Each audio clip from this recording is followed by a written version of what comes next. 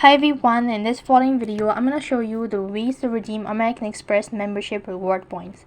For that case, you have to first of all log into your online services account or into the Amex app and start using your points. You could also redeem them for things you like the most, or you can use them at checkout to payments for your purchase online or in store with the participating merchants. Likewise, if you wish to go ahead and know more about it, then you could open up a browser and then on the web address bar type in www.americanexpress.com/membership reward. That is going to take you to this page where you can go ahead and discover all of these features and benefits available and how it works, all sort of things. You could go through it and accordingly redeem your American Express membership reward point. Or else you could also go ahead and visit the link that says membershipreward.com/terms and accordingly go through it. Then you can redeem your American Express membership reward point.